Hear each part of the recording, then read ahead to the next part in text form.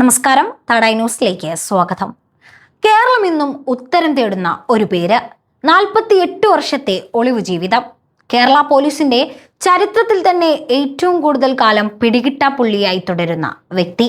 അതെ, പറഞ്ഞു വന്നത് സുകുമാരക്കുറുപ്പിനെ കുറിച്ച് തന്നെയാണ്.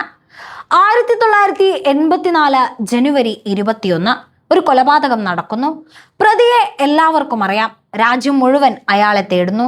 പക്ഷേ 4 പതിറ്റാണ്ടുകൾ കഴിഞ്ഞിട്ടും അയാൾ എവിടെയാണെന്ന് ഇന്നും ആർക്കും അറിയില്ല. ആലപ്പുഴ സ്വദേശിയായ ചാക്കോ എന്ന യുവാവിന്റെ കത്തിക്കരിഞ്ഞ മൃതദേഹം ഒരു കാറിൽ നിന്ന് കണ്ടെടുക്കുന്നു. ആദ്യം എല്ലാവരും കരുതിയത് അത് സുകുമാരക്കുറുപ്പാണെന്നാണ്. പക്ഷേ അന്വേഷണം മുന്നോട്ട് പോയപ്പോൾ പുറത്തു വന്ന സത്യം ഞെട്ടിക്കുന്നതായിരുന്നു. മരിച്ചത് കുറിപ്പല്ല, ചാക്കോയാണ്. ഗൾഫിൽ ജോലി ചെയ്ത കമ്പനിയിൽ നിന്ന് 30 ലക്ഷത്തിന്റെ ഇൻഷുറൻസ് തുക തട്ടിയെടുക്കാൻ തന്നെ പോലെ രൂപസാദൃശ്യമുള്ള ഒരാളെ കണ്ടെത്തി കൊലപ്പെടുത്തി. മൃതദേഹം സ്വന്തം താനാണെന്ന് വരുത്തി തീർക്കാൻ സുകുമാരക്കുറുപ്പ് ആസൂത്രണം ചെയ്തുവെന്നാണ് അന്വേഷണ സംഘം കണ്ടെത്തിയത്.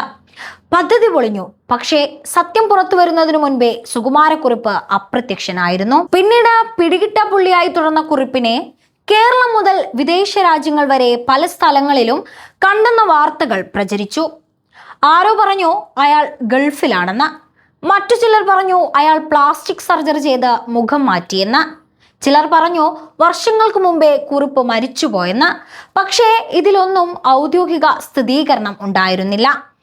കേരള പോലീസിന്റെ ചരിത്രത്തിലെ ഏറ്റവും ദൈർഘ്യമേറിയ ഒളിവു കേസുകളിൽ ഒന്നായാണ് ഈ കേസ് ഇന്നും അറിയപ്പെടുന്നത്. ഒരു മനുഷ്യന് വർഷങ്ങളോളം ഇങ്ങനെ ഒളിവിൽ കഴിയാൻ കഴിയുമോ?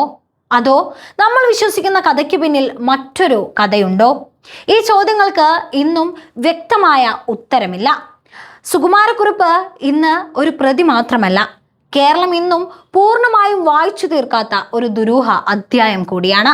സുകുമാരക്കുറുപ്പിനെ അവസാനമായി കണ്ടത് 1980 ജാർഖണ്ഡിൽ നഴ്സിംഗ് സ്റ്റുഡന്റ് ആയിരുന്ന മലയാളിയായ രത്നമ്മയാണ്. ഇപ്പോൾ ഇതാ സുകുമാരക്കുറുപ്പിന്റെ ഫയൽ കേരള ക്രൈം ബ്രാഞ്ച് ഒരിക്കൽ കൂടി പൊടി തട്ടിയെടുക്കുകയാണ്. ഇത് കേസിനെ പുതിയ വഴിത്തിരിവിലേക്ക് നയിക്കുമോ അതോ മൂടിക്കെട്ടുമോ? ഭാവി എന്തെന്ന് കണ്ടു തന്നെ അറിയാം.